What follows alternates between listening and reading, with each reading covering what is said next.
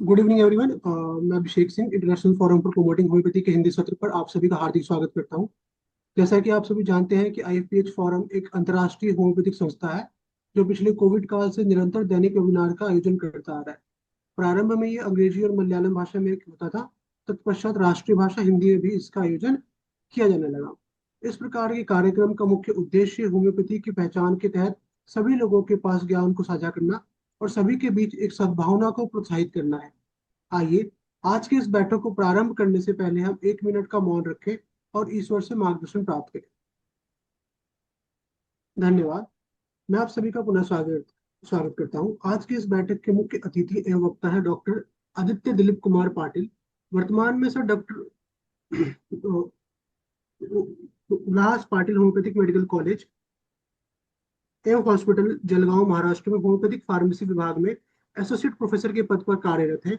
इसके साथ ही sir THRS the homoeopathic research society के संस्थापक हैं और होम्योपैथी में अनुसंधान वैज्ञानिक दृष्टिकोण तथा ज्ञान विस्तार को बढ़ावा देने के लिए निरंतर कार्य कर रहे हैं। होम्योपैथिक फार्मेसी औषधि निर्माण मानकीकरण एवं गुणवत्ता नियंत्रण के क्षेत्र में आपकी विशेषज्ञता विद्यार्थियों और शोधकर्ताओं के लिए प्रेरणा स्रोत है। Now I request sir to start the session. Over okay. to you. Abhishek ji, सबसे पहले मैं स्क्रीन शेयर करना चाहता हूँ। Okay, sir. एक मिनट।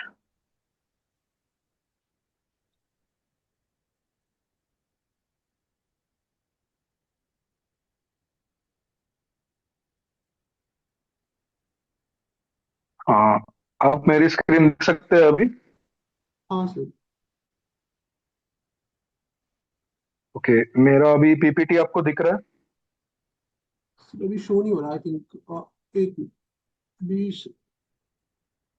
लैग है सर थोड़ा सा। हाँ। नाउ। यस सर, अब शो हो रहा अब पीपीटी दिख रहा है ना? है। Yes sir, yes sir. Okay, तो मैं सबसे पहले धन्यवाद देना चाहता हूँ आईएफपीएच फोरम के जितने भी कोऑर्डिनेटर्स हैं, और उसके साथ साथ सानी सर, जिनसे मैं हमेशा जुड़ा हुआ हूँ इस होम्योपैथी के जर्नी में।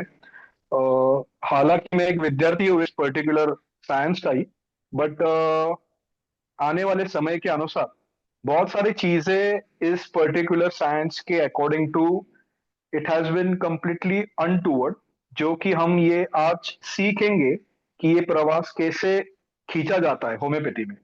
हालांकि अगर मैं बात करूं आज के सेशन के रिलेटेड, तो आज हम फोकस करने वाले हैं कि होम्योपैथी के ऊपर कितने रिसर्च क्वेश्चंस को साइंटिफिकली डिबेट के अनुसार पूछा गया है, और उसके साथ साथ क्या नॉलेज की प्राप्ति हमें एक्सपेरिमेंटल करते वक्त मिली गई है।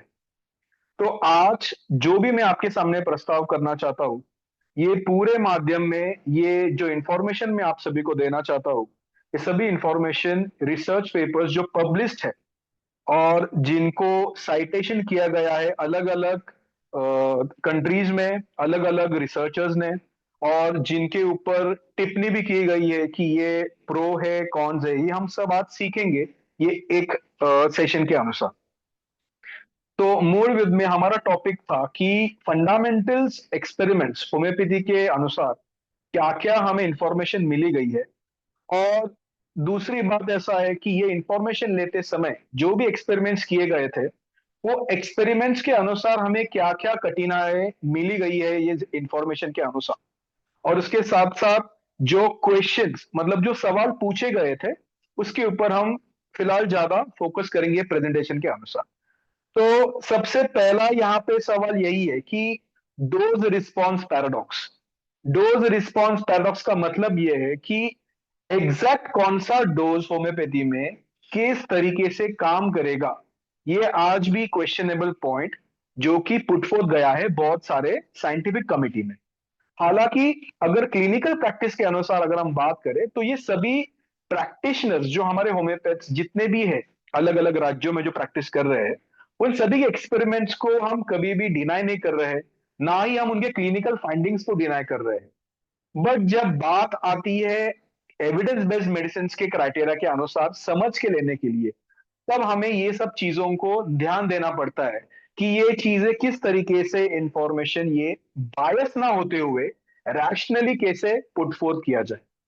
Number two, physiochemical characterization. मतलब क्या कि होम्योपैथिक दवाइयों में जो स्पेसिफिक सॉल्वेंट्स या फिर यूज होते हैं as per the homoeopathic pharmacopoeia of India के अनुसार, तो उन सॉल्वेंट्स के अनुसार ये पर्टिकुलर जो ड्रग्स है, जो मदर टिंचर्स मानिए या पोटेंशियस मानिए, अलग अलग स्केल्स के हैं।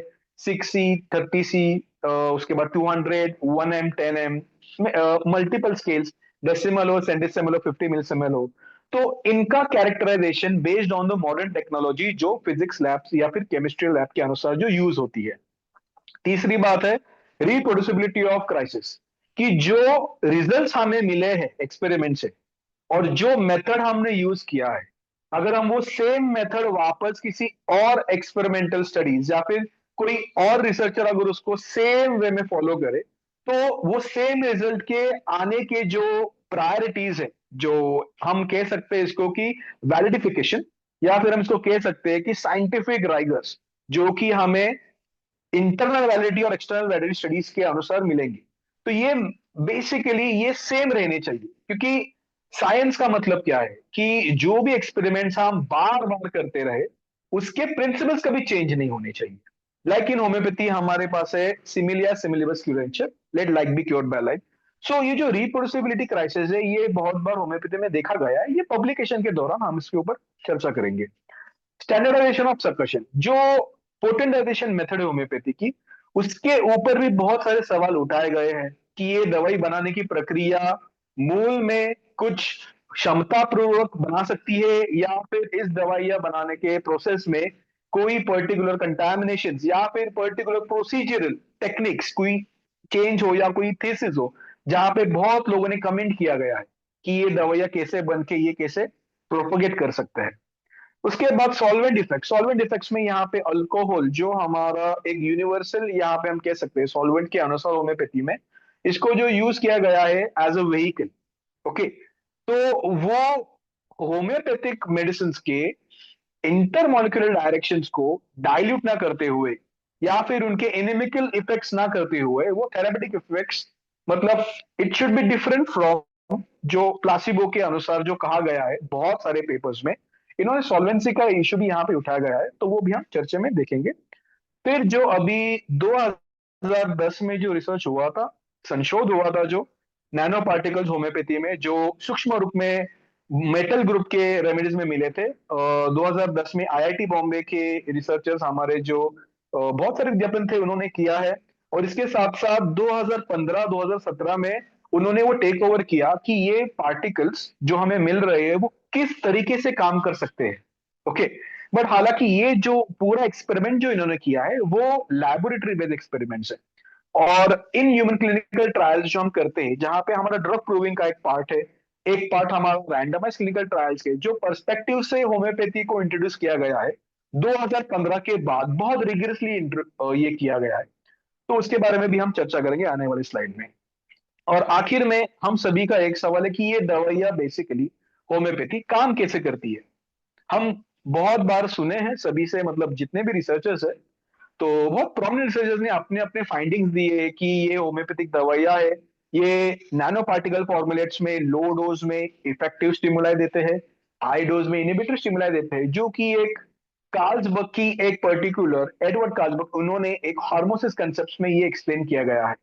और ये 2013, ये 19 सेंचुरी के अनुसार ये पूरा इन्होंने रिवाइव करते हुए ये सेम जो थ्योरी है हार्मोसिस की, वो सेम आपको फूड एंड टेक्नोलॉजी में भी मिलेगी और मॉडर्न मेडिसिन और उसके पैराडॉक्सिकल फार्माकोलॉजिकल एक्शन में भी मिलेगी। अब देखते हैं हमारे पास चैलेंज, एक्सपेरिमेंटल चैलेंजेस। तो एप्रोप्रिएट कंट्रोल, सबसे पहली बात, जो हम व्हीकल यूज कर रहे हैं उसका कंट्रोल में, मतलब जो परसेंटेज यूज करे वो सिमिलर परसेंटेज एक्सपेरिमेंट्स में रेप्लिकेट होने चाहिए। Succussed solvent controls, unsuccussed solvent controls, positive pharmacological controls, blank controls. और अगर हमने ये नहीं किया, ओके, तो इससे क्या होगा कि हमारे जो रिजल्ट्स होंगे वो मिसलीडिंग होंगे। तो बहुत बार ये इंपॉर्टेंट है, ये एक चैलेंज है कि हमें इसको सॉल्व करना एक्सपेरिमेंट करते हुए। ओके, फिर दूसरा आता है कि अल्कोहल कंफाउंडिंग वेरिएबल ना हो कभी भी। कंफाउंडिंग वेरिएबल का मतलब ये है कि जो रिजल्ट हमें होम्योपैथी से या फिर हमें कोई भी इन्वेस्टिगेशन प्रोडक्ट से अगर हमें मिल रहा है मार्केट में, तो उसका रिजल्ट जो है वो हमेशा अप्लाइड या फिर डिपेंडेंट वेरिएबल के कंट्रोल के चेंजेस में होना नहीं चाहिए, जहां पे अल्कोहल हमारे लिए कंट्रोल है। तो कंट्रोल का मतलब मैं कह रहा हूं कि जब हम कोई भी एक्सपेरिमेंटल डिजाइन करते हैं, वहां पे एक ग्रुप जो है उसमें होम्योपैथिक दवाइयों का हम इफेक्ट दिखते हैं, एक ग्रुप में हम प्लासिबो का इफेक्ट दिखते हैं। प्लासिबो के मीनिंग के अनुसार हम बस अल्कोहल वहां पे रख दे और उसके कॉन्सेंट्रेशन को मैच करके जो हमने ग्रुप 1 में रखा है उसको हम कंपेयर करते हैं। और तीसरा ग्रुप है कि जहां पे हम मॉडर्न या फिर पॉजिटिव कंट्रोल, जो नॉन ड्रग के बारे में उसके इफेक्ट है उसको हम समझ के ले लेते हैं। और जब हम ये तीनों का स्टडी, हम जब ये तीनों टेबल्स को एक दूसरे के इंटरलिंक करते रहते हैं, तब हमें पता चलता है कि ये वेरिएबल्स कंफाउंडिंग वे में जा रहे हैं या नहीं जा रहे। तो कभी भी अल्कोहल कंफाउंडिंग वेरिएबल नहीं आना चाहिए। अगर ये आ गया, इसका मतलब कि होम्योपैथिक दवा ये बेसिकली ये अपना प्लासिबो की तरह लोग जो अभी बोल रहे हैं कि मतलब इसमें कुछ भी एक्टिव प्रिंसिपल नहीं है और ये प्लासिबो की तरह काम कर रहे हैं, तो इनका ऐसा इंटरप्रिटेशन हो सकता है। तो इथेनॉल इटसेल्फ एक तो सेल्स को मार देता है। इथेनॉल इन्फ्लुएंसेस जीन एक्सप्रेशन, ये भी स्टडीज डॉक्यूमेंटेड है। Ethanol alters membrane permeability. Ethanol में produce oxidative stress, cytotoxic dependent on concentration. तो ये सब जो है हम एक्सपेरिमेंटल चैलेंज में अल्कोहल कंफाउंडिंग वेरिएबल्स में हम ये हमने एड्रेस किया है, मतलब बहुत सारे रिसर्चर्स ने इसको एड्रेस करके इसको पुट फोर्थ किया है। फिर आता है सेल कल्चरल लिमिटेशंस। तो यहाँ पे क्या सवाल उठाए गए हैं कि are observe effects due to remedy. जो इफेक्ट्स एक पर्टिकुलर लैबोरेटरी के अंदर, सेल्स के अंदर जो किया गया है, जो कि जहां पे सेल लाइन एक स्नायु को लेके होम्योपैथिक दवाई को वहां पे टेस्ट करके देखा गया है कि ये बेसिकली कैंसर अगर सेल लाइन है तो अगर दवाई देने के बाद क्या कैंसर सेल्स का ग्रोथ जो है वो कंट्रोल में आ रहा है, वो कम हो रहा है, या फिर ग्रोथ पे इफेक्ट ना होते हुए ग्रोथ बढ़ते जा रहा है। तो ये ऐसे जो हमारे पास चैलेंजेस है, तो ये होम्योपैथिक रेमेडी के कारण हुआ या अल्कोहल के कारण हुआ है? क्योंकि अल्कोहल अभी हमने समझ के ले लिया कि अल्कोहल जो है वो इनिबिशन की तरह काम करेगा। It is well known that it will kill the cells. Okay, so we have to differentiate, हम ये डिफरेंशिएट करना जरूरी है कि ये अल्कोहलिक इफेक्ट नहीं है। This is basically other than the alcoholic effect, and that is the medicinal effect, the therapeutic effects. तो are effects caused by alcohol, are nano particles responsible, is osmotic stress involve, is pH altered. तो ये जो basic fundamentals के जो questions है हम उसके ऊपर एड्रेस करके ये सेशंस को हम कभी भी वर्कआउट करते हैं। उसके बाद आता है कि experimental challenges about different models. अभी अगर मैं आपसे अगर ड्रग डेवलपमेंट के बारे में अगर मैं कुछ चीजें बता दूं, तो होम्योपैथी में actually it's a reverse pharmacology. हम पहले ड्रग प्रूविंग पे जाते हैं, हम ह्यूमन डेटा लेते हैं, ह्यूमन डेटा लेने के बाद हम पर्टिकुलरली वो डिजीज स्टेट को जाके उसको अल्टर्ड स्टेट जो है उसके हिसाब से सिमिलिया का प्रिंसिपल को हम समझ के लेके then we prescribe the medicine. But when we are trying to go for the drug development, जो कि होम्योपैथिक परस्पेक्टिव में इट बिकम्स रिवर्स। क्योंकि अभी हम क्या कर रहे हैं, ह्यूमन डेटा से लेके अभी हम नीचे की ओर आइडेंटिफाई करते जा रहे हैं कि ये सच में इसकी कुछ एक्टिविटीज हमें मिल सकते हैं या नहीं मिल सकते, सेल लाइन स्टडीज में, एनिमल स्टडीज में, या फिर डॉकिंग स्टडीज में, ये हम इसका प्रयास करते रहते हैं। जो कि मॉडर्न फार्माकोलॉजी में इसका जो ऑर्डर है which is well known, it is about first come cell line, then isolated enzyme, zebrafish, C elegans, drosophila, rodents, human clinical trials. इसमें भी बहुत सारे डिफरेंट फेजेस होते हैं। ओके, क्लिनिकल ट्रायल के इसमें फेज 1, फेज 2, फेज 3, फेज 4, ये भी चीजें यहाँ पे आपको दिखने को मिलेगी। और यहाँ पे सबसे इंपॉर्टेंट है ट्रायल के हिसाब से, एक्सपेरिमेंट के हिसाब से स्टडी डिजाइन, आप कौन से स्टडी डिजाइन को लेके आप ये एक्सपेरिमेंट करते हो। ओके, फिर हमारा सबसे इंपॉर्टेंट जो स्टैटिस्टिकल इश्यूज हम कॉमनली मिलते हैं मतलब स्टडीज में, और ये आपको हमेशा क्लिनिकल ट्रायल में ऑब्जर्व किया जाएगा, ये इश्यूज है ये।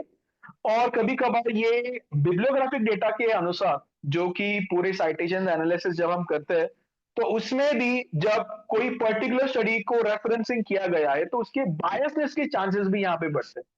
सो हमें बहुत मेटिकुलसली ये चीजों को समझ के हमें इसके इंटरप्रिटेशन में जाना पड़ेगा कभी भी, क्योंकि एक गलत टेस्ट पूरे स्टडी डिजाइन को फॉल्सिफाइड करके it can create a havoc in the market. हमें वो नहीं करना है।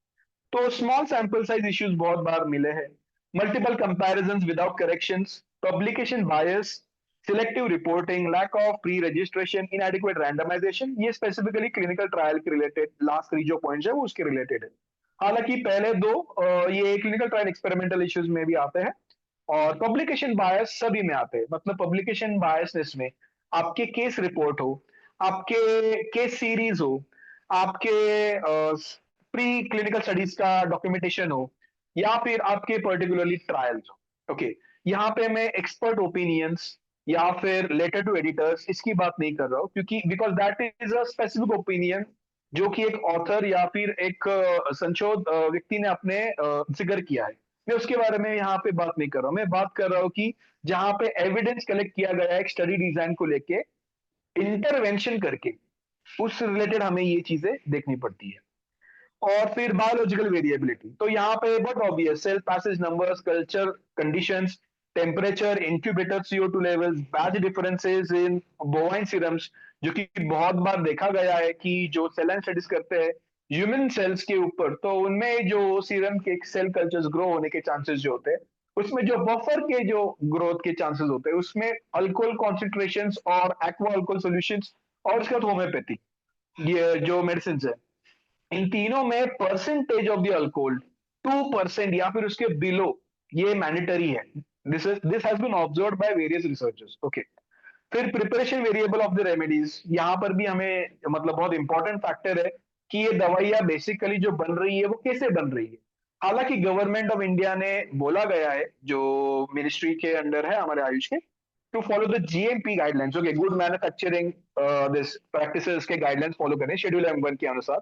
बट बहुत बार ये होता है कि पोटेंसीज या फिर जो रेयर पोटेंसीज है जिसका इनिशियल इंग्रेडिएंट हो ऑफ द एक्टिव या फिर जो कंपाउंड्स हो, वो अगर सोर्स मटेरियल इंडिया में प्रेजेंट नहीं है, सो वो जब हम बैक पोटेंसी में लेते हैं, so the differentiation of those particular this potencies within the original drug substance, that also becomes a challenging part। तो हमें ये भी देखना है कि मतलब एक्सपेरिमेंट करते वक्त कि इसके भी कोई पर्टिकुलर कंपाउंडिंग या फिर कोई एरर ना हो। और सबसे इंपॉर्टेंट चीज जो अभी चल रही है, जो कि साइंटिफिकली रोबस्ट होम्योपैथिक फार्माकोलॉजी को एड्रेस किया गया है, ये सभी सवाल आप सभी लोग मतलब ये समझ सकते हैं, ये बहुत सालों से चल रहा है, ऐसा नहीं है। हमने हमेशा क्लिनिकल ट्रायल्स और केस सीरीज को प्राधान्य दिया है, और उसके साथ साथ हमने हमेशा उनको प्रायोरिटी दिया है। हालांकि जो 2005 में लैंसेट का जब पेपर आया था, जो कि स्विट्जरलैंड के एक मशहूर जो रिसर्चर्स थे और चाइना के भी यहाँ पे इन्वॉल्व थे, ओके, शैंग इटाल उनका नाम है, उन्होंने दावा किया था कि ये होम्योपैथी के जितने भी ट्रायल्स है वो प्लासिबो के हिसाब से ही लग रहे हैं हमें। हालांकि उनका सिलेक्शन क्राइटेरिया थोड़ा स्ट्रिंजेंट था। ओके, उसके बारे में भी एक अलग सेशन के बारे में बहुत सारी चीजें बताई गई है पब्लिकेशंस के द्वारा, वो भी हम देखेंगे। और उसके साथ साथ जो ट्रायल्स होम्योपैथी के ऊपर हुए हैं, बहुत बार ऐसा भी है कि पेशेंट्स ठीक हुए हैं बट उनको कभी भी डॉक्यूमेंटेड किया गया नहीं। Now this is known as public opinion survey. तो पब्लिक ओपिनियन सर्वे के अनुसार होम्योपैथी को हमेशा प्राधान्य मिला है। बट जब हम स्पेसिफिक ट्रायल के डेटा के अनुसार अगर हम उसके ऊपर थोड़ा संशोध करना सीखे, तो वहां पे हमेशा हमें एक सवाल पूछा गया है कि इनमें एविडेंसेस और पैरेलल ग्रुप स्टडीज जब भी किया गया है, वो हमेशा अलग ही दिखे गए हैं होम्योपैथिक इफेक्ट्स के अनुसार। तो ये ऐसे सवालों को अगर हमें एड्रेस करना है, जो आने वाले समय में और पूछेंगे लोग, अभी भी पूछ रहे हैं सर, ये रुके नहीं है। ये क्यों रुके नहीं है? क्योंकि इनके अनुसार, जब मैं इनके अनुसार जिनको रेफरेंस दे रहा हूं, I am speaking about the Orthodox conditions of the people, कि जहां पे रिडक्शनिस्ट साइंस को सबसे ज्यादा प्राधान्य दिया गया है, और होम्योपैथी उनमें नहीं आती कभी भी, बिकॉज प्रूविंग के अनुसार, और जो हैनिमैन सर ने जो पहले 17th सेंचुरी के अनुसार 18th और 19 के जो डिसेपल्स, उसके आगे जो भी हुआ है, that is completely a experimental or experiential based materia medica which has been formed with all the patients collected symptoms and with every efforts taken by the practitioner। तो अभी हमें आने वाले समय में जो सवाल आ रहे हैं वो ये है कि what is the active pharmacological entity, how is it quantified, वो कैसे क्वांटिफाई किए जाएंगे, उनको कैसे हम मेजर किए जाएंगे, उनका मॉलिक्यूलर टारगेट क्या हो सकता है, उनका रिसेप्टर और पाथवे एक्टिवेटेड है नहीं है दवाई देने के बाद, और reproducible dose response relations, again paradoxical conditions वहां पे फिर से तो क्रिएट नहीं हो रहे। कैन इफेक्ट्स बी रेप्लिकेटेड वापस, क्या वो सेम रिजल्ट्स दूसरे भी लैब में अगर हमने किया तो वो सेम आ सकते हैं क्या? और फाइंडिंग्स जो है वो सॉल्वेंट इफेक्ट्स में तो नहीं है। इसके बाद फार्माकोकाइनेटिक प्रॉपर्टीज, जो कि फार्माकोलॉजी के अनुसार पीकेपीडी जिसको बोला जाता है, फार्माकोकाइनेटिक्स फार्माकोडायनेमिक्स, दवाई बनने के बाद जब दवाई ह्यूमन बीइंग के इंजेक्शन में जाते हैं ह्यूमन ऑर्गन्स में, तो वहां से absorption, admit criteria absorption, distribution, metabolism, excretion, toxicity, ये क्राइटेरिया फुलफिल होने के बाद, और जो उसके रिलेटेड इफेक्ट्स दवाई होने के बावजूद भी उसमें क्या क्या मिल सकते हैं संगठनाएं, जो हमने ऑलरेडी ड्रग प्रूविंग में डॉक्यूमेंटेड किया है, तो उसके रिलेटेड भी इफेक्ट्स क्या ये सिमिलर रहेंगे नहीं रहेंगे। एनालिटिकल केमिस्ट्री कॉन्स्टेंटली आइडेंटिफाई कर रही है प्रिपरेशंस को लेके, और होम्योपैथी को हमेशा इसके ऊपर चैलेंज किया गया है कि इनमें अगर डाइल्यूशन इतना हो रहा है तो सोर्स मटेरियल के मिलना एक तो पॉसिबल नहीं है, और अगर ये नैनो पार्टिकल में भी मिल रहा है तो कितने फॉर्म में एक्टिव रह सकता है। और लास्ट है कि इसका मैकेनिज्म ऑफ एक्शन, ये किस तरीके से काम करती है दवाइयां। सो अभी जो करंट रिसर्च डायरेक्शन चल रहा है, जो अभी सीसीआरएच हमारे केंद्रीय सरकार में, जो central council for research in homeopathy, और जितने भी हमारे नेशनल इंस्टीट्यूट्स है, एनआईएच हो, हमारे एनईआईएच हो, निया हो, और जो हमारे प्राइवेट कॉलेजेस हो, गवर्नमेंट कॉलेजेस हो, वो सभी यहाँ पे सभी संशोधन अपने अपने एरिया डोमेन के अनुसार बहुत सारे एविडेंसेस उन्होंने पब्लिश किए हैं, सर्टिफाइड किए हैं। सो ये बहुत बड़ी बात है हमारे लिए, हम सब के लिए। ये एक दिन का काम नहीं है, क्योंकि इन सभी लोगों ने एक मिलके, हालांकि हमारे डायरेक्शन सभी बहुत अलग अलग है, बट एक पॉइंट ऐसे आएगा कि जहां पे हम सभी एक डायरेक्शन में रहेंगे, जैसे कि हमें बोला जा रहा है क्लासिकल होम्योपैथी, तो we will definitely come experimental homeopathy में भी हम ये आ जाएंगे। तो इनमें nano particle persistence from source material और कंटेनर्स, ये फिलहाल तो टारगेटेड मॉलिक्यूल पे, और ये एआई, आर्टिफिशियल इंटेलिजेंस जो अभी चल रहा है, उनके इसमें माध्यम से भी इसके ऊपर प्रयोग किया गया है। हम आने वाले स्लाइड में देखेंगे इसका। फिर nanobubble formation duration during the succussion period, उनमें भी अभी प्रयास चल रहा है कि जो टॉप डाउन मोशन है पोटेंटाइजेशन का, वो करते समय बेसिकली कि इनके पूरे आउटलुक कैसे हो रहे हैं स्ट्रक्चर्स के, हार्मोसिस और beneficial effects of low dose stresses, जो थियरी काल्सबर्ग इन्होंने जो इन्वेंट की थी, इन्वेंट का मतलब इन्होंने बेसिकली साइट किया था, जो कि प्रीवियस टेक्स्ट से जो हिस्टोरिकल और एंसेस्ट्रल एविडेंसेस माना जाता है, और इसके बाद अभी इसके ऊपर बहुत सारे रिसर्चेस चल रहे हैं। फिर एपिजेनेटिक मॉड्यूलेशन, प्रोमिनेंट रिसर्चर्स बहुत लोगों ने इसके ऊपर भी काम किया है, स्पेसिफिकली कि gene when after prescribing homeopathic medicines what exactly happens with the DNA methylation properties, या फिर हम इसको समझ सकते हैं कि जो सेल है, सेल के एक डिविजन्स के अनुसार इसमें कितने डिफरेंसेस मिल सकते हैं, सेल ग्रोथ, सेल कर्वेचर, ये भी बहुत लोगों ने किया है।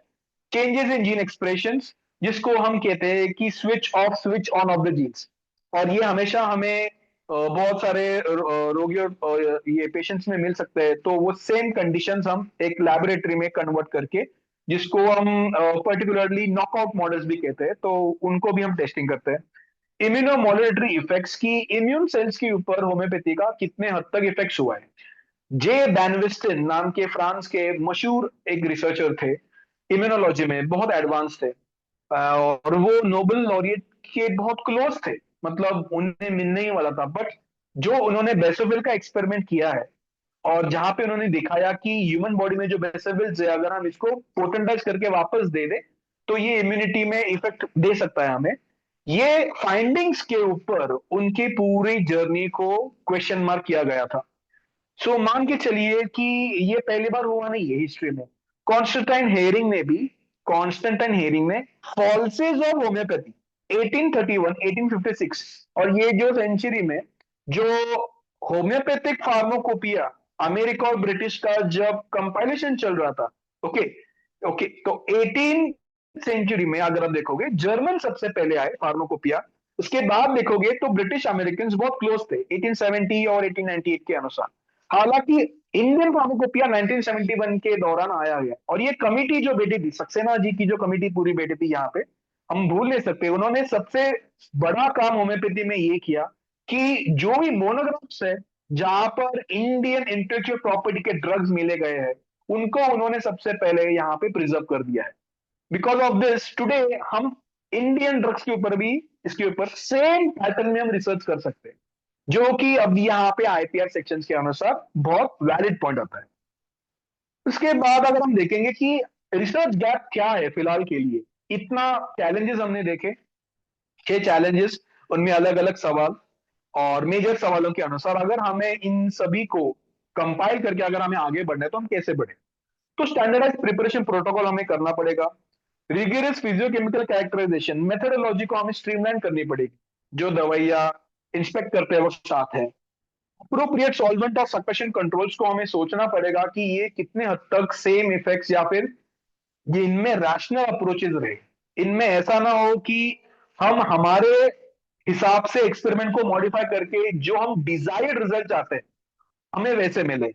हमें ऐसे बिल्कुल भी नहीं करना है। अगर सिद्धांत सिमिलिया सिमल्स क्यूरेंचर अगर वेल स्टैब्लिश्ड है तो ये एक्सपेरिमेंटल मॉडल में हालांकि कम समय के अनुसार वो डेविएशन दिखाएगा, बट ह्यूमन क्लिनिकल ट्रायल्स में वहां पे वो डेविएशन नहीं दिखाएगा, because that is based on the drug proving.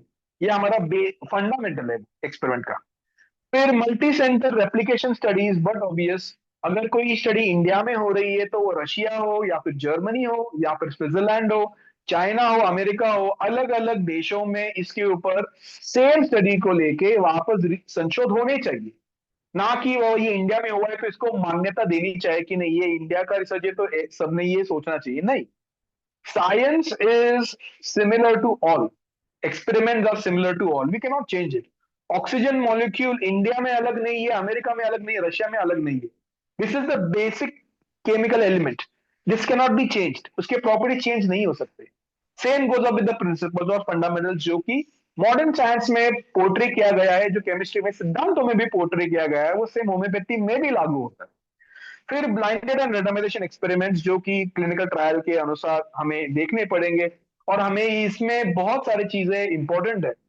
क्योंकि इस चीज के ऊपर अगर मैं बात करूं, ट्रायल करते समय हालांकि जो हमारे सीसीआरएच के ऑफिशियल्स है और जो एलएमएचआई के ऑफिसर्स है जो कि यूरोप के, उन्होंने गाइडलाइन बनाई है कि how to design clinical trial और वो कैसे फॉलो करने हैं हमें स्टेप्स।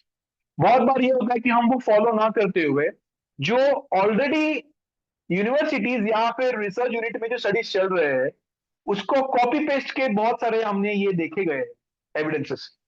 तो व्हाट हैपेंस इज, इससे क्या होता है कि जो आप बायस इंफॉर्मेशन मार्केट में अननेसेसरली ग्रो हो जाती है, which becomes very unhealthy for homeopaths.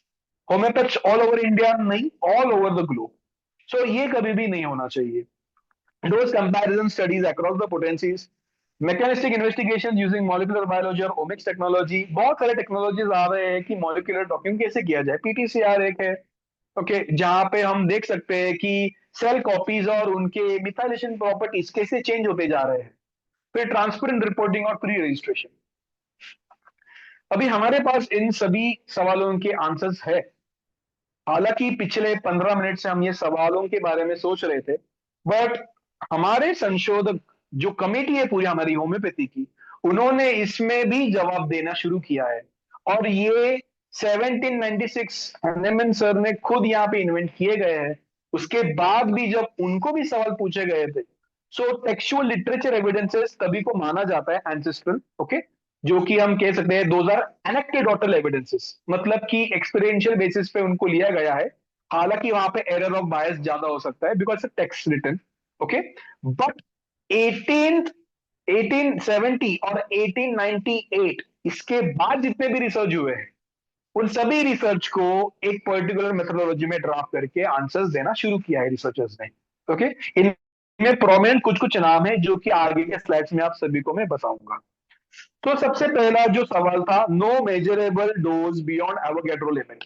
जो 3 सवाल थे होम्योपैथी को लेके कि इनमें कोई पर्टिकुलर एक्टिव मॉलिक्यूल है या फिर ये डाइल्यूशन के इफेक्ट है या सॉल्वेंसी इफेक्ट, तो रिसर्चर्स ने इसको जवाब दिया है। और ये 2010 जो मैं आपको स्टडी बता रहा था, चिक्रमानी और बिलारे सर के, उन्होंने नैनो पार्टिकल्स को आइडेंटिफाई करके मेटल ग्रुप में उन्होंने जस्टिफाई की एवोगैड्रो लिमिट्स है जो कि केमिस्ट्री के सिद्धांतों के इंटैक्ट में है, उनको डेविएट करते हुए ये सुप्रा मॉलिक्यूलर स्टेज में जाते हैं। तो ये मैं आपको सभी को रेफरेंस दे रहा हूं। ये यहाँ पे मैं आपको जो भी चीजें बता रहा हूँ वो एक पब्लिकेशन रिसर्च पेपर के माध्यम से मैं आपको ये इंफॉर्मेशन शेयर कर रहा हूँ। और अभी जो मैं आपको शेयर कर रहा हूँ ये दो रिसर्च पेपर्स का कॉम्बिनेशन इंफॉर्मेशन है। सबसे पहला extreme homeopathic dilution retain starting real nano particle perspective. मैं सभी से विनती करूंगा कि आप ये पेपर पढ़िए। ये पढ़ने के बाद आप सभी को एहसास होगा कि इंडिया के जो हमारे संशोधक है उन्होंने बहुत कम समय में जो एक एविडेंस प्रूफ होम्योपैथी जो साइंस है उन्होंने मेथोडोलॉजी सेट करके कैसे उन्होंने पूरे दुनिया को दिखाया है कि होम्योपैथिक दवाइयों को हम कैसे साइंटिफिक वैलिडेशन में ला सकते हैं। फिर सेकेंड हम देख सकते हैं 2017 में स्टडी किया गया था metal nano particle induce harmonic activation और novel mechanism of homoeopathic medicine. फिर जो दूसरा सवाल था कि no active principles identified, homoeopathy में ये बहुत क्वेश्चनेबल पॉइंट है। तो इसका भी आंसर हम मतलब संशोधकों ने दिया गया है हाइपोथेसिस।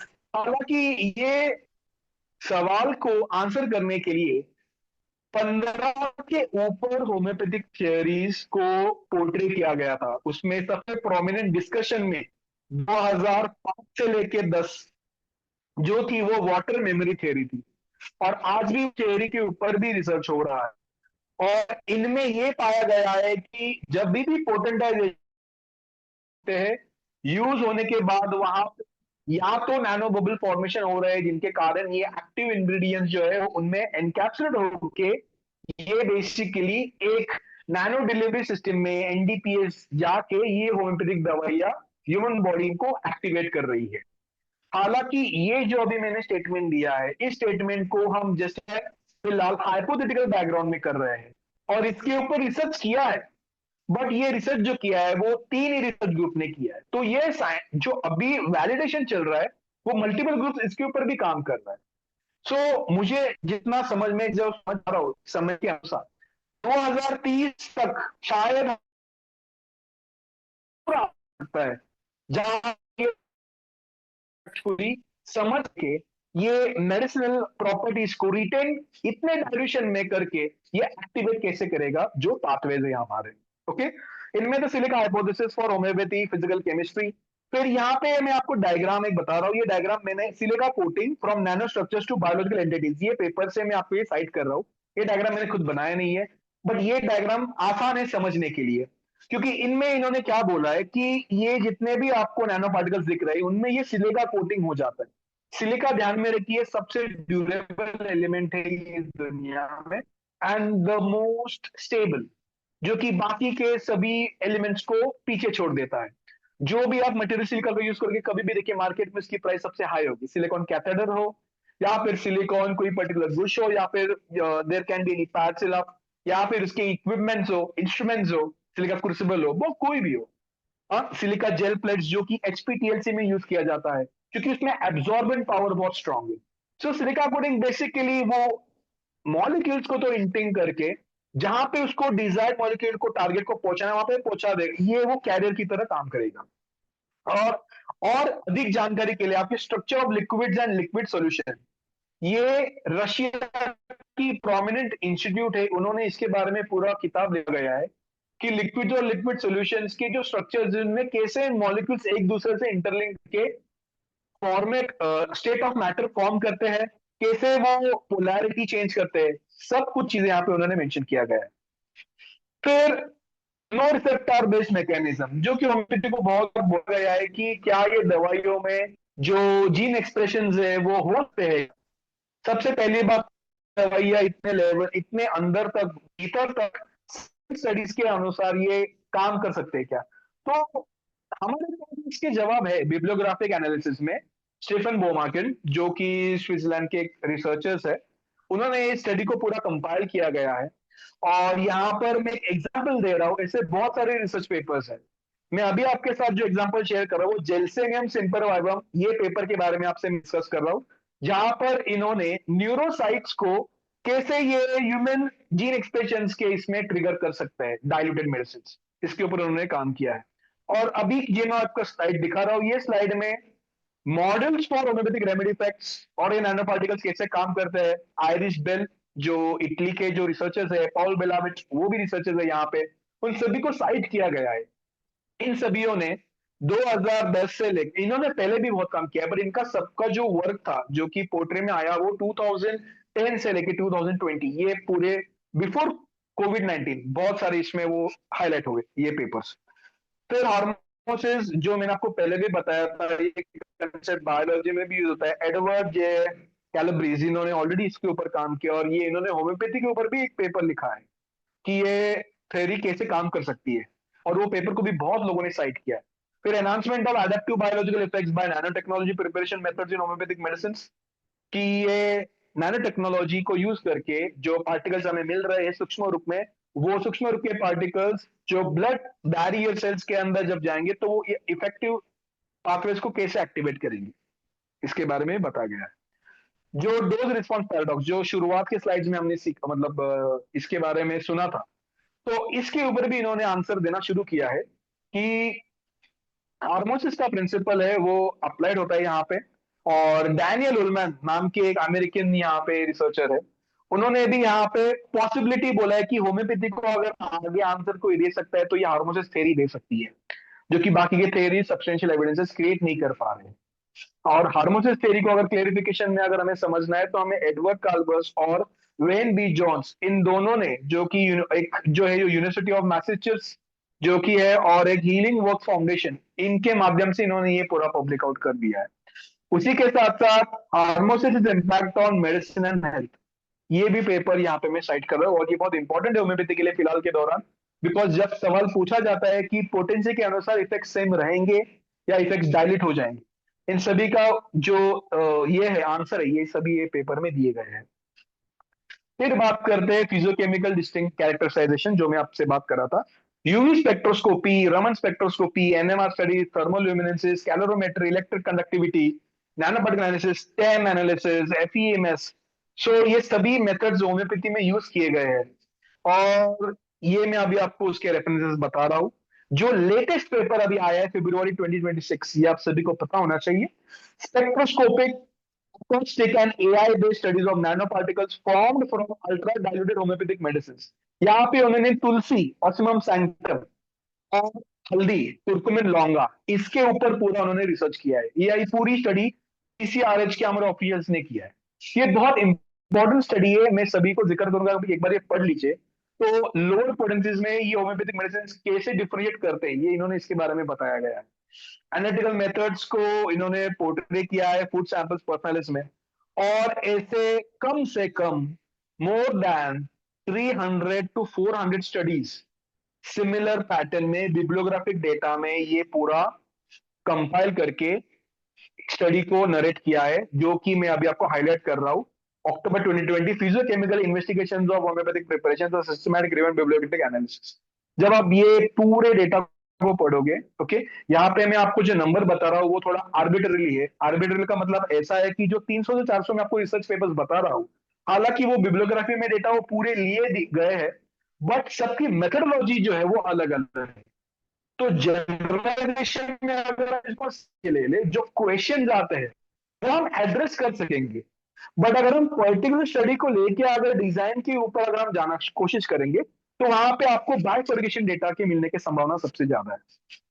फिर आते हैं रिप्रोड्यूसिबिलिटी के ऊपर। तो यहाँ पे मैं आप सभी को एक पर्टिकुलर 4 जो पेपर्स है जिन्होंने रिप्रोड्यूसिबिलिटी के ऊपर होम्योपैथी के ऊपर क्वेश्चन ऑफ पूछ पोर्ट्रे किया है, उनके बारे में बात करना चाहता हूँ।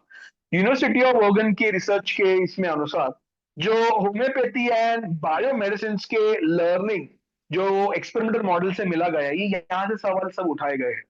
और ऑस्ट्रेलियन रिपोर्ट जो 2015 में पोर्ट्रे किया गया था, ये आपको डेटा एचआरआई जो यूके की एक संगठना है संशोधन की होम्योपैथी के अंदर, और जो कि एलएमएचआर को भी फॉलो करती है, उन्होंने इसके ऊपर भी काउंटर एक्शन बताया है कि ये ऑस्ट्रेलिया का जो रिपोर्ट आया था वो कितना बायस्ड है और कितना सिलेक्टिवली उन्होंने स्टडीज को पोर्ट्रे किया था, सेम जो 2005 में हिस्ट्री रिपीट हुई थी। और इसी के साथ current state of homeopathic research का क्या होना चाहिए, 2017 और 19 में विज होम नाम का एक पूरा डॉक्यूमेंटेशन है। मैं आप सभी को कहना चाहूंगी, आप ये एक बार पढ़ लीजिए। आप सभी को एक साइंटिफिक एंगल आपको समझ में आएगा कि हम ऑलरेडी रिसर्चर्स के पास आंसर्स है। पब्लिक डोमेन में नॉलेज को कभी भी उन्होंने स्पेसिफाई या जनरलाइज तरीके से पोर्ट्रे किया गया है, बट कभी भी साइंटिफिकली समझ के लिया नहीं है। तो जिन्होंने भी होम्योपैथी के ऊपर सवाल उठाए, उन्होंने बहुत क्रूड पेपर्स को लेके, जिसको हम कहते हैं fallacy, ad hom fallacy, short sample को लेके अपना कंक्लूजन देना, उन्होंने बहुत बार ऐसे प्रयास किए गए होम्योपैथी में। And the most important, homeopathy the undiluted facts, ये किताब में तो बहुत सारे डेटा यहाँ पे मिस इंटरप्रेट कैसे गए हैं, कैसे किए गए हैं, और वो स्टडीज के रिलेटेड यहाँ पे बात किया गया है। अभी काउंटर आर्ग्यूमेंट्स हम कैसे कर सकते हैं एक्सपेरिमेंटल मॉडल्स का। तो सेल लाइन स्टडीज के ऊपर क्रिटिसिज्म ऐसा है कि सेल कल्चर स्टडीज है जो आर्टिफैक्ट में कभी भी रिफ्लेक्ट लिविंग ऑर्गेनिज्म में नहीं करेंगे। हालांकि हम स्नायु में एक्सपेरिमेंट कर रहे हैं, बट अगर ये मैं ह्यूमन बींग्स को डेटा अगर मैं कंपेयर करूं तो बहुत डिफिकल्ट है, क्योंकि ये सेल लाइन मैंने लैबोरेटरी में कंट्रोल कंडीशन में किया है, ह्यूमन बॉडी में नहीं किया है ये। तो बहुत ऑब्वियस, अगर मुझे इसको और इसके डेटा को अगर मुझे रेप्लिकेट करके ह्यूमन स्टडीज या क्लिनिकल ट्रायल को कंपेयर करना पड़ेगा, तो उस हिसाब से मुझे सभी बायोलॉजिकल इन्वेस्टिगेशंस और उसके एक्शंस को स्टडी करके मुझे जो प्रॉपर्टीज ड्रग प्रूविंग के वक्त मुझे मिली गई है, वो मुझे वेरीफाई करने पड़ेंगे कि ये टॉक्सिक इफेक्ट्स तो नहीं हो रहे हैं, जो कि मुझे हेल्प करेंगे कन्वे करने के लिए कि होम्योपैथिक दवाइयां ये टॉक्सिक या फिर हार्मफुल साइड इफेक्ट यहाँ पे नहीं देती। फिर बात करते हैं एनिमल स्टडीज में। बट ऑब्वियस, ह्यूमन स्टडीज और एनिमल स्टडीज दोनों का अगर हम देखा जाए, जीन एक्सप्रेशन जो सिमिलैरिटी इंडेक्स है वो 70 to 80% के अनुसार जाता है। सो एग्जाम्पल दे रहा हूं मैं आप ही को, GLUT4 जो ग्लूकोज ट्रांसपोर्टर है, वो इन दोनों में भी मिलेगा आपको, एनिमल्स में भी मिलेगा, ह्यूमंस में भी मिलेगा। बट डायबिटीज के कंडीशन में GLUT4 में जो सेंसिटिविटी इंसुलिन का जो बढ़ जाता है, या फिर उसकी ग्रोथ समस्या जो कम हो जाती है, या फिर ग्लूकोज कैप्चर करने की इंसुलिन मॉलिक्यूल को जब कम हो जाती है, तो ये जो ट्रांसपोर्टर्स है ये बेसिकली नॉकआउट हो जाते हैं, जिसके कारण बहुत बार हम जो इफेक्ट चाहते हैं मेडिसिन में वो आपको नहीं मिलेगा। एंड दैट इज वाई यहाँ पे डाइटरी रिस्ट्रिक्शन उसको देते हुए हम ये पूरे स्टडी को समझ के ले लेते थे। तो इसमें टॉक्सिकोलॉजिकल मॉडल्स है, इन्फ्लेमेशन मॉडल्स है, वुंड हीलिंग मॉडल्स है, stress induced pathology, behavioural studies, ये अभी तक होम्योपैथी को बहुत सारे मॉडल्स में ये रीवेरीफाई करके यहाँ पे पोर्ट्रे किया है। प्लांट मॉडल्स अभी एग्रो होम्योपैथी के ऊपर भी बहुत सारा काम चल रहा है और एविडेंट रिजल्ट्स मिले हैं यहाँ पे। तो इसमें भी germination, growth rate, stress resistance, enzyme activity, ये बहुत बार देखा गया है। फिर अल्कोहल साइटोटॉक्सिसिटी, जो मैंने बात किया था कि दो के ऊपर अगर आप अल्कोहल यूज करोगे, वो अल्कोहल ऑलरेडी सेल्स को, यहाँ पे हम इंफॉर्मेशन मिस इंटरप्रेट कर सकते कि होम्योपैथिक दवाइयां ने मारा है, मतलब होम्योपैथी में 90% अल्कोहल यहाँ पे प्रेजेंट है। तो बेसिकली हमें कंट्रोल यहाँ पे ले करना पड़ेगा ताकि प्रूव कर पाए कि this is not alcohol effect, this is completely homeopathic effects. इसके बाद जो मैकेनिज्म के ऊपर बहुत बार सवाल पूछा गया और काउंटर मैकेनिज्म जो हाइपोथेसिस पे ऊपर वोट किया गया है, जो कि नैनो पार्टिकल मॉडल है, सिलिका हाइपोथेसिस है, नैनो एसोसिएट्स है, hypothesis system biology, epidemic epigenetics regulation, जो मैंने अभी आपसे डिस्कस किया है, ये सभी पर्टिकुलर स्टडीज को लेके अगर हम ये पोर्ट्रे करें, आप देखोगे कि होम्योपैथी को जो मॉडर्न साइंस बार बार पोर्ट्रे कर रही है कि साइंटिफिकली ये साउंड नहीं है, ये स्टेटमेंट यहाँ पे काउंट करके बहुत लोगों ने इसके ऊपर आंसर दे दिया है। अब 2020 में हमें क्या, अगर हम ये पूरा इंफॉर्मेशन, जो कि डेटा जो हम अभी ये पढ़ रहे हैं 30-40 ईयर्स का डेटा, अभी रिसेंट डेटा भी मैंने यहाँ पे आपको इंक्लूड किया है स्लाइड में, तो 2026 के अनुसार मुझे क्या करना है आने वाले 6 या 5 महीने में, और यो 8 साल में ये क्या एक्सपेक्टेड है। एग्जैक्ट एक्टिव एंटिटी हाइपोथेसिस हमें यहाँ पे संशोध करने की जरूरत है। Universal accepted mechanism of action, एक ही हमें मैकेनिज्म ऑफ एक्शन यहाँ पे पोर्ट्रे करनी पड़ेगी, और that action will be interlink with the law of similar curation, that has to be same, that can not be changed. फिर कंसिस्टेंट लैबोरेटरी रिप्रोड्यूसिबिलिटी डेटा, इसके ऊपर सबसे ज्यादा फोकस होना चाहिए। अगर कल इंडिया में कोई भी स्टडी हो रहा है और अगर उसमें रिजल्ट होम्योपैथी के फेवर में है, तो सेम स्टडी डिजाइन लेके अलग अलग कंट्रीज में उसका स्टडी होना चाहिए और उसके ऊपर टिप्पणी रह के उसमें प्रोज कॉन्स पता करने चाहिए, ताकि किसी को लगे कि ये बोल सकते हैं कि सेल्फ फंडेड या फिर सेल्फ कंट्रोल डिपेंडेंट वेरिएबल के ऊपर लिया गया है। स्टैंडर्डाइज फिजियो केमिकल मार्कर्स, इसके ऊपर भी बहुत इंपॉर्टेंट है कि हमारे पास फिलहाल मार्कर्स मार्केट में बहुत है। मार्कर्स जब मैं आपसे बात कर रहा हूँ, मार्कर्स में आपके कार्डियक मार्कर्स आएंगे, एंजाइम्स आएंगे, अलग अलग मार्कर्स आएंगे।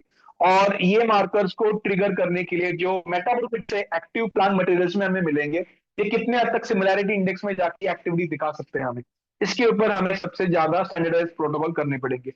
एग्जाम्पल दे रहा हूँ, रॉल्फिया सरपेंटिना अगर महाराष्ट्र में भी ग्रो हो रहा है, बिहार में भी ग्रो हो रहा है और पंजाब में भी ग्रो हो रहा है, तो उसके जो स्टैंडर्ड प्रोटोकॉल है, जो कि सॉइल फर्टिलिटी आ जाए या फिर रॉल्फिया मदर टिंचर में जो उसके एक्टिव इंग्रेडिएंट्स मिलेंगे, परसेंटेज कॉन्सेंट्रेशन, वो तीनों में भी अलग मिलेंगे because of the environmental factor. और ये तो हमें एक ऐसा प्रोटोकॉल चाहिए जहां पे रॉल्फिया सरपेंटिना अगर मैं महाराष्ट्र में ग्रो करूँ या बिहार में करूँ या पंजाब में करूँ, same I want same concentration, वहां पे डेविएशन मुझे नहीं चाहिए। और वो कॉन्सेंट्रेशन ऐसा होना चाहिए जहां पे इट शुडंट बी टॉक्सिक और ना ही वो डाइल्यूटेड फॉर्म में एक्सट्रीम अल्कोहल बेस्ड हो जाना। फिर integration with conventional pharmacology theory, जो अभी मॉडर्न फार्मेक जो पीके पीडी स्टडीज करते हैं, हमें उनको हमें हमारी आंसर्स आंसर्स बट जितने भी हमें लैबोरेटरी में एविडेंसेस मिल रहे हैं, वो सेम हमारे प्रैक्टिस में भी रेप्लिकेट होने चाहिए। ओके, हालांकि ये कन्वर्जन जो है, जिसको इंफॉर्मेशन डाइवर्सिफिकेशन हम कहते हैं, ट्रांसलेशनल रिसर्च, ये बहुत डिफिकल्ट है, क्योंकि जो हम एक्सपेरिमेंट में रिजल्ट मिल रहे हैं और जो हम ड्रग जो सिम्टम्स और एक्सपेरिमेंटल फाइंडिंग्स, ये दोनों भी बहुत अलग जाते हैं। कि यहाँ पे मेंटल स्पीयर और पैथोलॉजिकल कंडीशन स्टेट है, बट ऑर्गेन वाइज अफेक्शंस को हम यहाँ पे डिफाइन कर सकते हैं। और robust multi centre confirmation of mechanistic findings ये सबसे इंपॉर्टेंट चीज है। साइंटिफिक अभी आपसे अगर मैं मुझे अगर ये सेशन को अगर मुझे खत्म करना हो, कह सकता हूँ कि ये इनकरेक्ट है कि कोई भी हमारे पास एविडेंसेस होम्योपैथी के अगेंस्ट नहीं है बोलना। हमारे पास एविडेंसेस है, फर्क इतना है कि वो एविडेंसेस को लोग किस तरीके से इंटरप्रेट कर रहे हैं। और इसी के साथ साथ ये भी गलतियां है, फार्माकोलॉजी डिफाइन नहीं है, होम्योपैथिक फार्माकोलॉजी डिफाइंड है ऑलरेडी। फर्क इतना है कि उसको इंटरप्रेट कैसे किया जा रहा है। और आखिर में मैं आप सभी से यही कहना चाहूंगा, stating that homoeopathy is placebo और homoeopathy has no evidence is stated as policy, ये गलत कहना है ऐसा। The fact that lies is evidence exist while interpretation mechanism and reproducibility remain active areas of scientific investigations। so ये बहुत important है फिलहाल, जो में everything in this time span तो और जो आने में होम्योपैथी जिस ग्लोबल जो fund सर है, आपकी आवाज वो कट रही है सर। होम्योपैथी को फंडिंग्स भी रोका गया है। मेरा, हाँ, मेरा आवाज आ रहा हाँ सर, बीच में अभी काफी ब्रेक हो रही थी आवाज एंड में, 2 मिनट से। है? Okay okay. हाँ सर। हाँ, तो यही कहना चाहता हूँ कि अभी जो ग्लोबलाइजेशन में होम्योपैथी का जो स्टेज जहाँ पे फंडिंग चल रही है कि होम्योपैथी चाहिए या नहीं करना चाहिए, यहाँ पे मैं आपको दो स्टडीज और कोट करूंगा।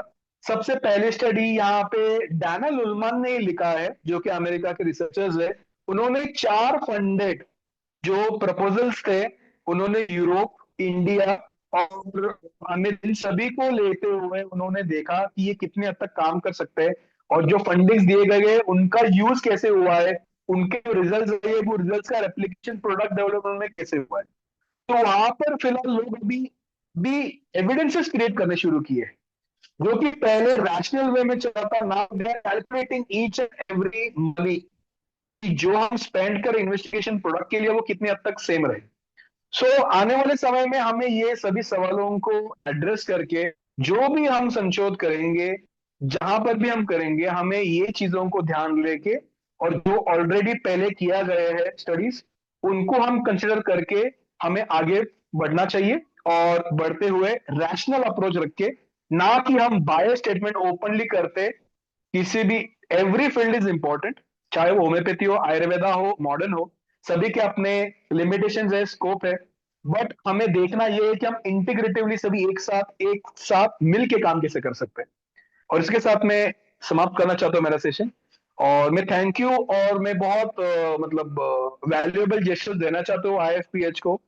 बिकॉज जब भी मैंने यहाँ पे सेशंस ली है, मैंने हमेशा पोर्ट्रे किया है कि जो ये जर्नी है आईएफपीएच की, इस जर्नी में जितने भी सेशंस मैंने देखे, मेरे टीचर्स के देखे, मैंने मेरे सीनियर्स के देखे, मैंने सानी सर के देखे, बहुत सारे हमारे जो पायनियर्स है इंडिया के अलग अलग स्टेट्स में, सभी ने बहुत इफर्ट्स लिया है।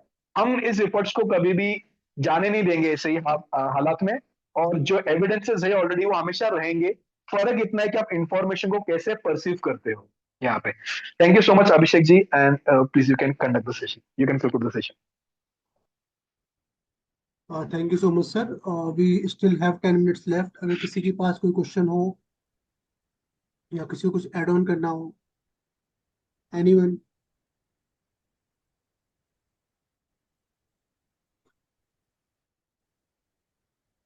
सर आप ये हटा लीजिए जो शेयर स्क्रीन है। हाँ, ओके।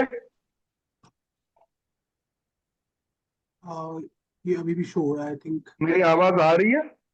हाँ सर आपकी आवाज आ रही है, स्क्रीन अभी भी नहीं, शो हो रहा मैंने है। तो हटा दी है। नहीं, मैंने स्क्रीन शेयरिंग बंद कर दिया है। इफ किसी को कोई डाउट हो, कोई क्वेश्चन हो, एनीवन। सर आपको कुछ कर कहना है अभी, कुछ रहता हो, कुछ ऐड ऑन करना हो, Aditya sir. Actually add on यही है कि बहुत सारे डेटा मैं यहाँ पे सेशन में ले नहीं पाया। उसका रीजन ये है कि it is more than 2000 to 3000 research papers, जो अभी हमारी कमिटी इंटरनली जब हमने इंस्पेक्ट किया है रिसर्च पेपर्स।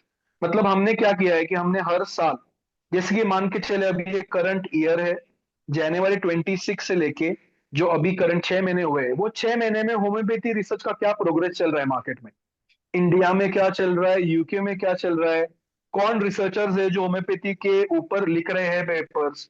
ओके, यहाँ पे हम होम्योपैथी को ही टारगेट नहीं कर रहे, we are also scrutinising the papers homeopathy के अगेंस्ट जो आ रहे हैं मार्केट में। हम बेसिकली एजेंडा समझने का कोशिश कर रहे हैं कि किस तरीके से ये होम्योपैथी को पोर्ट्रे कर रहे हैं, और इनइफेक्टिव या फिर प्लासिबो ये बोलने में इन्होंने क्या डेटा लेके इन्होंने कन्वे किया है। तो ये जब हम कभी भी एक्टिविटी करते, this activity is literally brain storming and it is very hard. मैं हार्ड क्यों बता रहा हूं यहाँ पे, क्योंकि यहाँ पे हर एक चीज को एक एक तरीके से देखा जाता है, और जो कि रेफरेंसिंग जो हर एक पेपर के पीछे आता है, रेफरेंसिंग में हमें पता चल जाता है कि कितने हद तक ये स्टडीज को रेफर किया गया है, और हमेशा कौन से स्टडीज को मान्यता दी गई है। सो यही मैं मतलब शेयर तो सभी से यही करना चाहता हूँ कि जो भी इंफॉर्मेशन हम होम्योपैथी के रिलेटेड अगर हम कुछ कैप्चर कर रहे हैं या गैदर कर रहे हैं, हमें हमेशा यही देखना चाहिए कि whether it is a biased और वेदर इट इज अनबायस्ड। क्योंकि फिलहाल अभी आर्टिफिशियल इंटेलिजेंस जो एआई के चैटबॉट्स है, चैट जीपीटी हो, क्लाउडे हो, गूगल जेमिनाई हो, बहुत सारे ऐसे एप्लीकेशंस आए हैं कि जिनमें अगर आप बस बोल दोगे कि kindly give me data against homeopathy, आपको तुरंत वो ऑटोमेटिक जनरेशन रिस्पॉन्स देगा। और हालांकि अभी इन्होंने पॉलिसी ऐड किया है कि this AI application can make a mistake, but ध्यान में रखिए कि ये डेटा, ये आर्टिफिशियल इंटेलिजेंस में कहां से आया। इनको ट्रेनिंग दिया गया मॉडल में, ये मॉडल को ट्रेनिंग प्रीवियस डेटा के अनुसार दिया गया, जो कि ऑलरेडी अवेलेबल था मार्केट में। तो ये मॉडल्स हम चेंज कर सकते, तो हम कभी भी एआई पे रिलाई नहीं कर सकते। हाँ, हालांकि हम मॉडल्स ट्रेन करके एआई एप्लीकेशन को स्ट्रांग बना सकते हैं, बट जो एविडेंस है, एविडेंस को कभी भी हम क्यूरेट आज या फैब्रिकेट नहीं कर सकते। जो प्रैक्टिस में हमें रिजल्ट्स मिल रहे हैं, the same result of that medicine needs to be replicated in the laboratory studies provided about the organ affection. That is the most important thing of the मतलब जो कि सभी लोग यहाँ पे प्रयास वही कर रहे हैं कि इनको कैसे नैरो डाउन करके इसके फार्माकोलॉजी को आइडेंटिफाई किया जाए। डॉकिंग स्टडीज अभी बहुत सारे रिसर्च ग्रांट्स मिले हैं, सीसीआरएच से ग्रांट्स मिले हैं अलग अलग इंस्टीट्यूट्स को। तो डॉकिंग स्टडी में सबसे इंपॉर्टेंट चीज यही है कि बिफोर इवन नोइंग कि ये मेडिसिन में कौन सा एक्टिव मॉलिक्यूल होगा जो कि एक्टिविटी दिखा सकता है, ये हम डॉकिंग स्टडीज से हम ऑलरेडी इंफॉर्मेशन ले सकते हैं। बट प्रॉब्लम यहाँ पे यही आता है कि docking studies is only eligible for the physical entity substances, जो कि होम्योपैथी में बहुत कम मात्रा में मिलता है। So we are not able to justify exactly whether ये डॉकिंग स्टडीज को नेटवर्क फार्माकोलॉजी में इंक्लूड किया जा सकता है, नहीं किया जा सकता है। हालांकि इसके ऊपर भी बहुत सारे पेपर्स लिखे हैं, हमारे रिसर्चर्स ने भी लिखा है, ऐसे नहीं है। बट पेपर लिखने के बाद कितने लोग या कितने अलग अलग लोगों ने उसको साइट किया है, उनको मतलब इंपॉर्टेंस देके उन्होंने अपने स्टडी में इंक्लूड किया है, this becomes more challenging point. और यहाँ पर ही हमें इंफॉर्मेशन बायस कभी भी नहीं होना चाहिए। मैं यही मतलब मैं यही ये कहना चाहता हूँ सभी को कि होम्योपैथी को समझने के लिए टेक्सचुअल रेफरेंस नहीं है, it always requires the evidence of your particular trials, case series, case reports, अलग अलग क्राइटेरियाज है, उनमें हमें उनको देना पड़ेगा। किसी और को कुछ कहना है अभी? Anyone? Thank you Abhishek ji, और congratulation doctor Aditya Patil. Nice thank you sir. Presentation, nice presentation. और जो आप बताए, वास्तविक में होम्योपैथिक जो है मामूली चीज नहीं है। इसका प्रयोग, रिसर्च जो हुआ है, हैंडमेड साहब जो दिए हैं वो एकदम विज्ञान दिए हैं। जो आपने विज्ञान का डिफिनेशन दिया कि विज्ञान उसे कहते हैं जो आज भी उसका फंडामेंटल लॉ आज भी रहेगा, आने वाला समय में भी रहेगा, कभी परिवर्तन नहीं, है ना। इसका नेम ऑफ विज्ञान, साइंस। यस और सर। जो, हाँ, और जो परिवर्तन होता है वो विज्ञान नहीं, वो रिसर्च है। अभी रिसर्च कर रहे हैं और रिसर्च करके पूरा निकलता है तो वह विज्ञान होता है। तो होम्योपैथिक का जो विज्ञान है, जो है सिमिलिया सिम्बस कुरेंचर, कभी नहीं चेंज हो सकता, है ना। होम्योपैथिक का जो विज्ञान है, yes sir. Dynamic medicine, dynamisation, कभी नहीं चेंज हो सकता। होम्योपैथिक का जो विज्ञान है, gently, rapidly and permanently cure, no suppression, है ना। तो यह होम्योपैथिक मामूली चीज नहीं है। होम्योपैथिक को जो जान गया वह समझ गया। और साइंस आधारित है, हमारा पूर्वज भी करते आए हैं, लेकिन हम उसको हम डील नहीं करें। इंडिया में तो बहुत सा ऐसा हुआ है, भारतीय शास्त्र में भी लिखा हुआ है कि होम्योपैथिक का विज्ञान यह है। शास्त्र लिख दिया है कि कारण लिख दिया है, दवाई लिख दिया है, कारण इनविजिबल होगा, जिसको देखा नहीं जा सकता, अदृश्य होगा, एंगर होगा, सस्पिशियस माइंड होगा, ग्रीफ होगा, इंसल्टी होगा, जिसको देखा नहीं जा सकता, वो ब्रेन में उपज होता है। शास्त्र में भी लिखा हुआ है, सुनो तात मानस रोगा, जिनते दुख पावई सब। यह होम्योपैथिक शास्त्र है जो बताया है कि बीमारी के कारण माइंड है, और माइंड से जुड़ा हुआ हमारा वाइटल फोर्स है। माइंड में यदि निगेटिव थिंकिंग लाते हैं माइंड में यदि, तो वह वाइटल फोर्स डिवेंड होगा। और हमारा दवाई वाइटल फोर्स पर काम करता है, कोई बॉडी पर नहीं। Treat the patient not the disease, है ना। तो मौलिक, यस सर। होम्योपैथिक का मौलिक अधिकार तो शास्त्र भी हमको बताया है। भले ही हमारे हैंडमैन साहब उसको लार्ज स्केल में फैलाए वर्ल्ड लेवल पर, हम लोग का आदमी नहीं फैला पाया।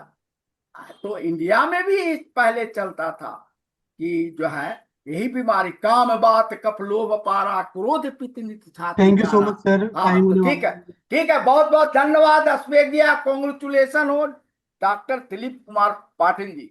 बहुत अच्छा आपने जो है, और स्केल भी बताए, डेसिमल स्केल, सेंटीमीटर स्केल में कैसे बनाया जाता है, डायनामाइजेशन कैसे किया जाता है। तो बहुत बहुत धन्यवाद, थैंक यू। घर घर होम्योपैथिक, हर घर homeopathic. Thank thank you you sir, so thank much. You sir, thank you so thank you much. So much sir for this wonderful session. Now it's time for the next team. I would like to call Dr. Anjali ma'am for the next session.